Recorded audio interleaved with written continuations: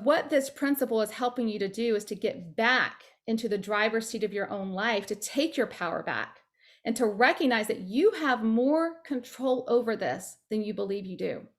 I'm going to introduce to you a dear friend of mine. This is Kristen Seaford. Now, if you look very closely at this picture, and I hope you will, Kristen has 2 prosthetic arms and she has a prosthetic leg. And Kristen got sepsis about 5 years ago, and this is when she lost her limbs. Kristen is a mom of 5. She is a therapist. At the time that this happened, she was in the hospital an extensively long time. They thought she was going to die. They definitely did not think she was going to ever be able to have any level of the existence that she has today. And I remember her saying this. She said, I remember that entire first year after I got out of the hospital, I had one goal.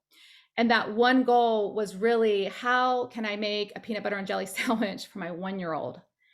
And it just really put some things into perspective for me, right?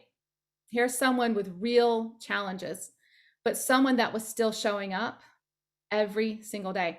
Kristen taught me this lesson. She said, Melinda, it is okay to have a pity party. You just have to put a curfew on that sucker. She said, listen, it's normal, right? We're going to have negative emotions. We're going to have challenging times in our lives. And those emotions are completely normal, but we cannot allow those emotions to really run us. And we get to choose. We get to choose how we show up every single moment of our lives. And Kristen, she's a brilliant therapist. She owns her own practice. She is super active in the community. She is running again, biking again, all the things. And her life is hard. It's hard still today. And yet she chooses to show up with a level of positivity, joy, and gratitude, whereas many of us with less difficult circumstances oftentimes don't believe we can access. And so this really makes me think about this question that I like to ask myself every day to kind of remind myself of this, which is, how do I want to show up? How do I want to show up for this next meeting? How do I want to show up for my children tonight? How do I want to show up for myself this morning as I jump out of bed? How do I want to show up for myself? And this question has led me to the research of a woman named Gretchen Rubin. And I love this quote by her. She said, you have to act the way you want to feel. And this seems so simple. And yet we get stuck in the rat race. We get stuck, thinking and feeling and doing the same things over and over and over again. And so I want you to write in the chat box right now, what is one word that describes how you want to feel? If you could pick one word, what would that word be? So just type it in the chat box. Maybe it's peaceful, maybe it's happy, maybe it's focused, productive, maybe it's connected, maybe it's happier. Maybe you want to feel happier. Maybe it is joyful. I'm seeing a lot of joy. I'm seeing contentment, happy.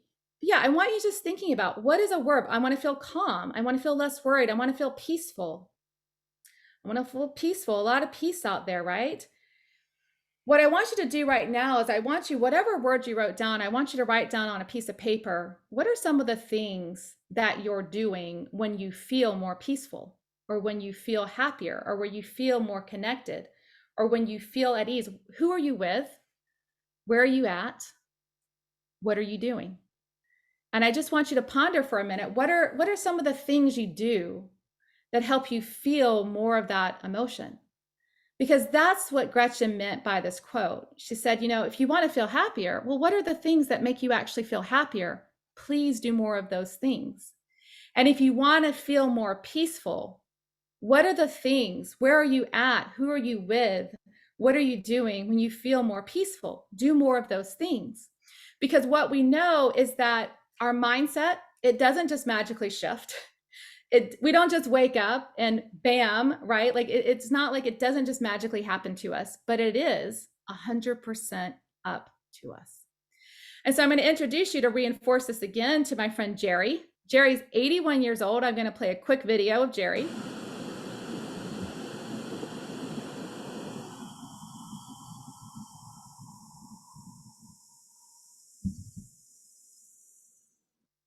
All right. So this is Jerry. Again, he's 81.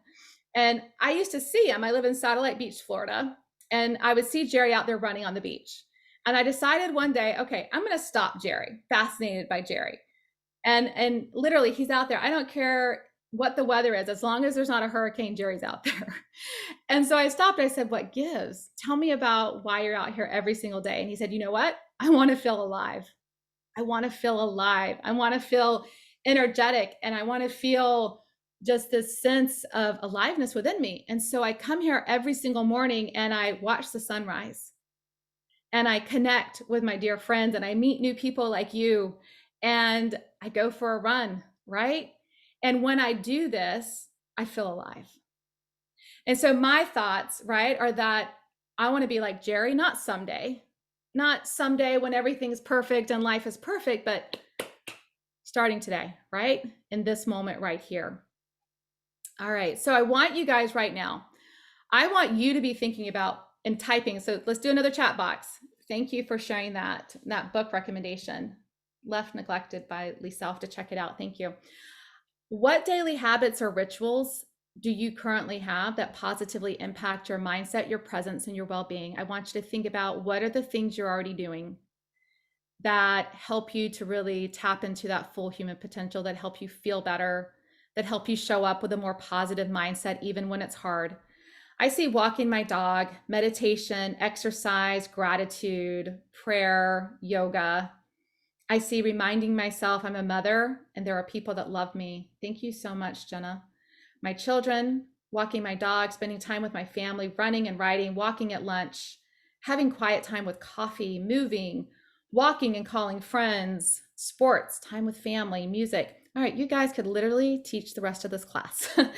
So what I'm sensing here, church, exercise, family, dinner at dinner table, at the dinner, love it, with your family. Thank you, Jeffrey. So what I'll say is you guys know some of the things that help you feel these more positive emotions. And if you take nothing else from the last 30 minutes that we have, do more of these things.